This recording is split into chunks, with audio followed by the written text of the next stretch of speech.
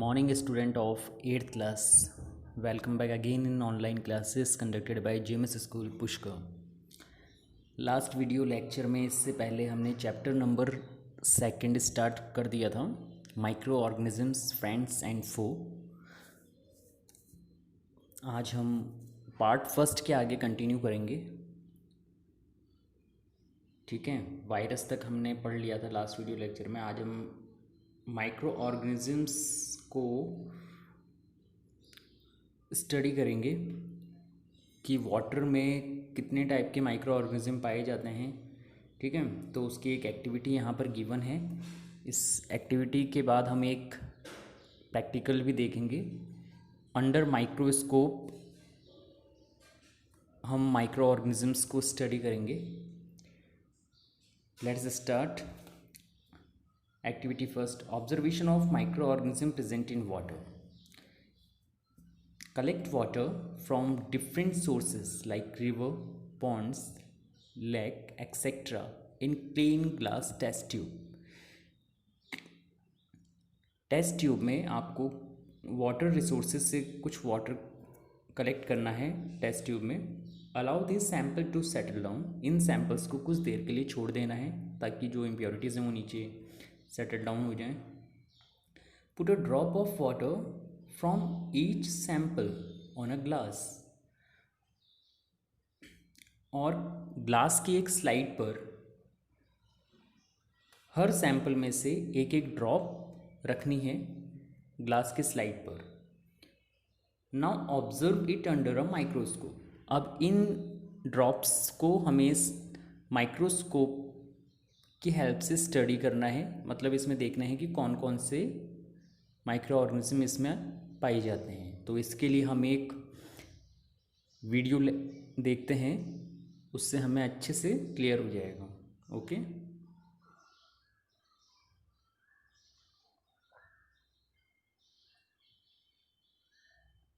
These students are about to discover that some of the best specimens can be found at a local pond. Back in the classroom, an eyedropper is used to deposit a drop of water onto a glass slide.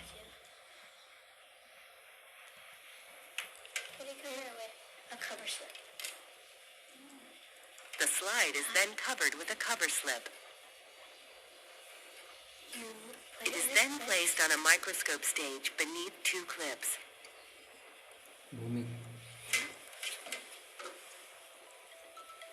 That single drop of water is teeming with life.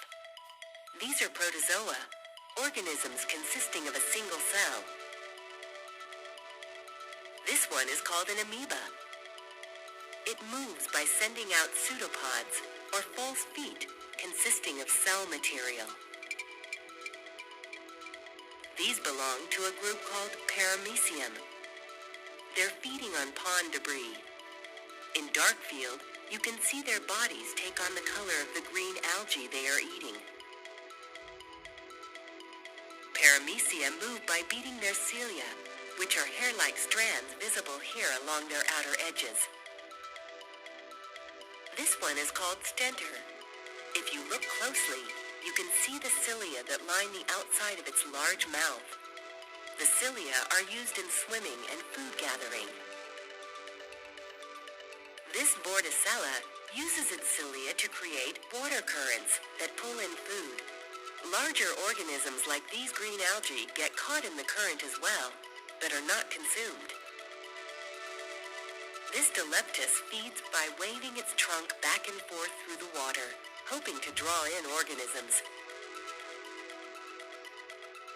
The Daphnia is a common multicellular organism you find in pond water. It moves by flicking its large antennae. The planaria is a common flatworm you might run across. The hydra has tentacles lined with sharp barbs that attach themselves to prey. Once caught, the victim is then stuffed into the hydra's mouth, located at the base of its tentacles.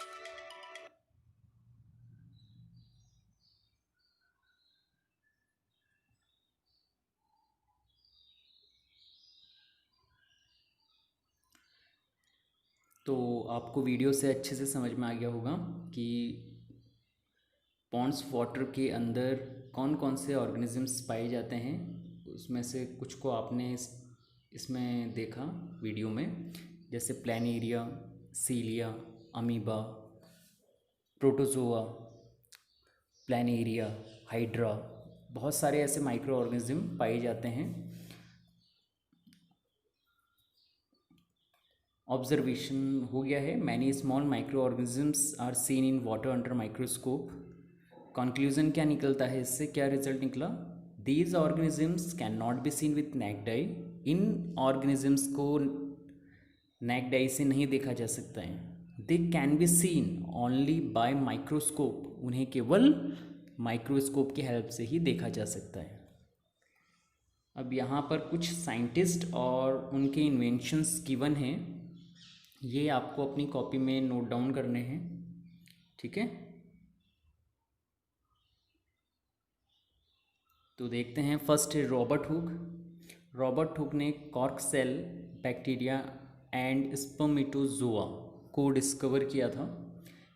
Bacteria and spermatozoa microorganisms हैं and cork cells plant cells को कहा जाता है ना, मतलब एक तरह की डेड सेल्स होती हैं प्लांट्स की, उन्हें कॉर्क सेल कहा गया। एंटोनी वैन ल्यूएनहोक, इन्होंने सबसे पहले माइक्रो ऑर्गेनिजम्स के स्केचेस दिए थे और उनको डिस्क्राइब किया था। यहाँ पर एंटोनी वैन ल्यूएनहोक के स्पेलिंग में जो स्पेलिंग है ना एंटोनी, ये यहाँ पर स्पेस नहीं आएगी बच्चों, ठीक है, तो इसका ध्यान रखना। नेक्स्ट साइंटिस्ट हैं लुइस पैस्चर, इनका नाम आपने सुना होगा। इन्होंने फर्मेंटेशन प्रोसेस दिया था बाय ईस्ट, है ना। ये प्रोसेस पाया जाता है शुगर को अल्कोहल में कन्वर्ट करने के लिए, इस प्रोसेस का यूज़ किया जाता है शुगर से अल्कोहल बनाने के लिए। और इसके अलावा इसका यूज़ बेकरीज प्रोडक्ट जो होते हैं, है ना, जैसे केक, पेस्ट्रीज वगैरह, इसकी हेल्प से बनाई जाती हैं बाय ईस्ट। ईस्ट पाउडर होता है एक, उसकी हेल्प से बनाई जाती हैं। लुइस पास्चर ने एक थ्योरी और दी थी जिसे डिस्प्रूव, इन्होंने the theory of spontaneous generation को डिस्प्रूव कर दिया था, है ना। लुइस पास्चर ने क्या किया था, स्पॉन्टेनियस जनरेशन को जनरेशन की थ्योरी को डिस्प्रूव कर दिया था। ये थ्योरी कहती थी कि कुछ ऑर्गेनिजम्स लाइक स्नैक्स, रैट्स, है ना, ये नॉन लिविंग ऑर्गेनिज्म से प्रोड्यूस हुए थे, लाइक मड, है ना। मड एक गंदा वाटर हो गया जैसे कीचड़ वगैरह से, स्नैक्स, रैट्स और इस तरह के ऑर्गेनिजम्स जो हैं प्रोड्यूस हुए थे। तो इस थ्योरी को इन्होंने रिजेक्ट कर दिया था। नेक्स्ट है Robert Koch, gave the germ theory of disease. इन्होंने जर्म थ्योरी दी थी कि जो डिजीज़ होती हैं वो कौन से माइक्रो ऑर्गेनिज्म से कौन सी डिजीज़ होती है, ये इन्होंने बताया था। इसके कुछ एग्जांपल यहाँ पर गिवन है, जैसे tuberculosis caused by Mycobacterium tuberculosis. इन्होंने बताया कि टीबी माइकोबैक्टीरियम ट्यूबरक्यूलोसिस नाम के बैक्टीरिया से होती है। इन्होंने इस बैक्टीरिया को भी स्टडी किया।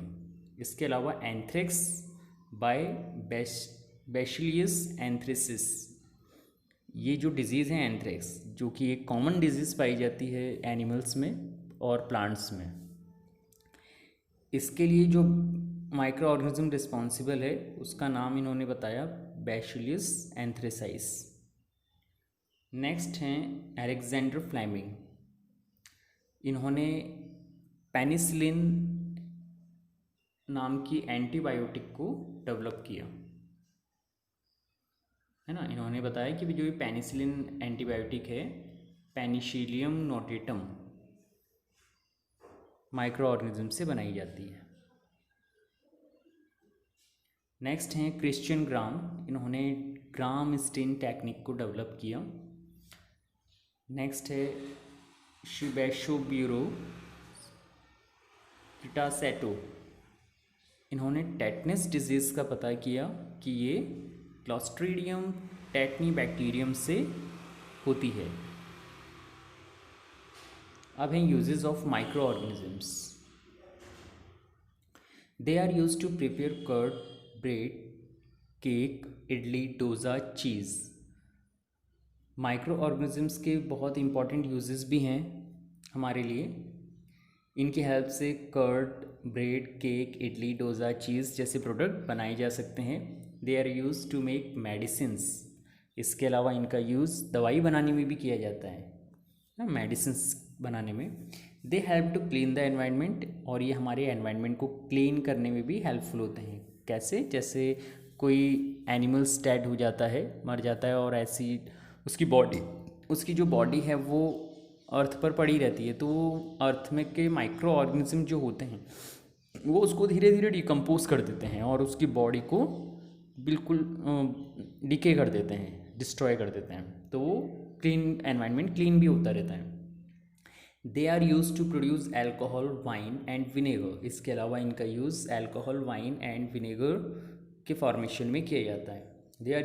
दे are also help to increase the fertility of soil.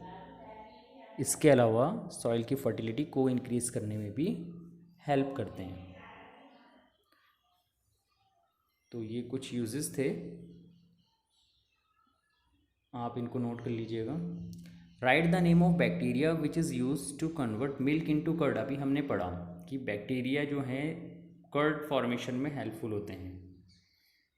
तो मिल्क के अंदर एक बैक्टीरिया पाया जाता है जिसका नाम होता है लैक्टोबैसिलस। जब ये एक्टिव हो जाता है ना, थोड़ा सा टेम्परेचर, जैसे गर्मियों में का टेम्परेचर थोड़ा सा राइज होता है, तो ये क्या होता है, बहुत जल्दी एक्टिव हो जाता है और ये मिल्क को स्पॉइल कर देता है और उसको कर्ड में कन्वर्ट कर देता है, ख़राब कर देता है। ठीक है, तो ये कर्ड फॉर्मेशन में लैक्टोबैसिलस बैक्टीरिया हेल्पफुल होता है। Curd is prepared by adding curd into warm milk. जब वार्म मिल्क, गर्म दूध में वार्म मिल्क, है ना, हॉट मिल्क नहीं, वार्म मिल्क। वार्म मिल्क का मतलब क्या हुआ, ज़्यादा गर्म नहीं, है ना, कम गर्म होना चाहिए, तो उसमें थोड़ा सा दही मिला दिया जाता है। बहुत ज़्यादा हॉट मिल्क में भी हम अगर दही मिलाएंगे तो उसमें ये इफ़ेक्ट नहीं करेगा, क्योंकि हॉट मिल्क में बैक्टीरिया किल हो जाता है। ठीक है, तो वार्म मिल्क में हम क्या करते हैं, कर्ड मिला देते हैं, जिससे कर्ड में जो लैक्टोबैसिलस बैक्टीरिया जो होता है वो एक्टिव हो जाता है। When curd is mixed in warm milk, lactobacillus bacteria produce lactic acid and convert milk into curd, और वो मिल्क को कर्ड में कन्वर्ट कर देता है। Why curd need to place into a cooler place. अच्छा, कर्ड को कूलर प्लेस में क्यों रखा जाता है, फ्रीज में क्यों रखा जाता है, ठंडा क्यों रखा, ठंडी जगह पर? क्योंकि कूलर प्लेस में रखने से उसके अंदर जो लैक्टोबैसिलस बैक्टीरिया होता है वो बहुत ज़्यादा नंबर्स में इंक्रीज़ नहीं होता है, क्योंकि ऐसा हुआ तो वो बहुत ज़्यादा लैक्टिक एसिड प्रोड्यूस करेगा और कर्ड को बहुत ज़्यादा एसिडिक बना देगा। ठीक है, जिससे कर्ड बहुत ज़्यादा खट्टा हो जाएगा, सार हो जाएगा, उसका टेस्ट बहुत ज़्यादा खट्टा हो जाएगा। तो इसलिए कर्ड को कूल प्लेस में रखा जाता है। ठीक है, to stop the growth of bacteria in curd. दही में बैक्टीरिया की ग्रोथ को स्टॉप करने के लिए, रोकने के लिए। Otherwise they make curd to sour, नहीं तो वो कर्ड को क्या करेंगे, बहुत ज़्यादा खट्टा बना देंगे। By producing excessive lactic acid, बहुत ज़्यादा लैक्टिक एसिड प्रोड्यूस करने की वजह से।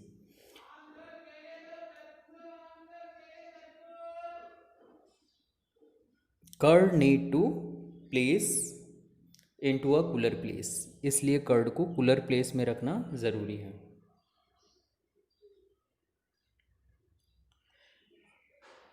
Right the name of protozoa which cause malaria. Malaria जिस प्रोटोजोआ से होता है उसका नाम है प्लाज्मोडियम, है ना, यहाँ पे प्रोटोजोआ का नाम लिखना है। तो मलेरिया जो है प्रोटोजोआ की वजह से होता है, जो कि फीमेल एनोफिलिस मॉस्किटो की हेल्प से एक बॉडी में एंटर करता है। Malaria caused by Plasmodium protozoa which is carried by female Anopheles mosquito. Nitrogen fixation क्या होता है, ये एक अलग टॉपिक है। The process in which nitrogen gas convert into its compound is called nitrogen fixation. वो प्रोसेस जिसमें नाइट्रोजन गैस को उसके कंपाउंड में कन्वर्ट कर दिया जाता है, नाइट्रोजन गैस से उसके यूजफुल कंपाउंड्स बनाने के प्रोसेस को नाइट्रोजन फिक्सेशन कहा जाता है। Rhizobium bacteria found in the nodules of fruit of leguminous plant like peas, beans, etc. It convert atmospheric nitrogen gas into its compound, which can be absorbed by plant root from soil. Thus, these bacteria help to increase the fertility of soil. इनके बारे में आपने first chapter में भी पढ़ा था, है ना, आपको याद होगा, how bacteria micro organism increase the fertility of soil. तो उसमें हमने राइजोबियम बैक्टीरिया के बारे में पढ़ा था, ठीक है। तो राइजोबियम बैक्टीरिया जो होते हैं ये लेग्यूमिनियस प्लांट, जो फली वाली जो सब्जियां होती हैं, उन प्लांट्स की रूट में नोड्यूल्स के अंदर ये पाए जाते हैं। राइजोबियम बैक्टीरिया कहाँ पाए जाते हैं? नोड्यूल्स में पाए जाते हैं, रूट्स में।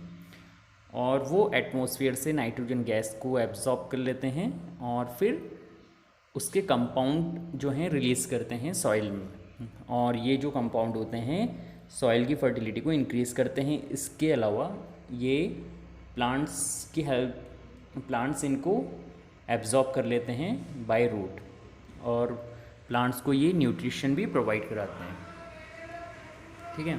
तो इस तरह का रिलेशनशिप जो है इनके बीच में, किसके बीच में? राइजोबियम बैक्टीरिया और प्लांट के बीच में, लेग्यूमिनियस प्लांट्स के बीच में जो ये रिलेशनशिप है ये कहलाता है सिम्बायोटिक रिलेशनशिप, ठीक है।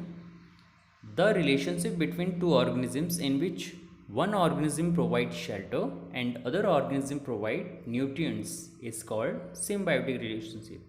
ऐसा रिलेशनशिप जिसमें एक ऑर्गेनिज्म दूसरे ऑर्गेनिज्म को शेल्टर प्रोवाइड करता है और दूसरा ऑर्गेनिज्म उसको न्यूट्रिएंट्स प्रोवाइड करता है या फूड प्रोवाइड कराता है, उसे सिम्बायोटिक रिलेशनशिप कहा जाता है। Example rhizobium and leguminous plant, ठीक है, जो अभी हमने पढ़ा। इसके अलावा फंगी एंड एल्गे, इनका भी रिलेशनशिप कुछ ऐसा ही होता है। फंगस जो होती हैं वो एल्गे से न्यूट्रिशन गेन कर लेती हैं, क्योंकि एल्गे ऑटोट्रॉप्स होती हैं, वो अपना फूड खुद प्रिपेयर कर लेती हैं, और एल्गे इनको क्या करती हैं? ये एल्गे को शेल्टर प्रोवाइड करती हैं, ठीक है, और एल्गे इनको न्यूट्रिएंट्स प्रोवाइड करा देते हैं। तो आज का टॉपिक इतना ही, इसके आगे हम नेक्स्ट वीडियो में पढ़ेंगे। Okay, bye, thank you.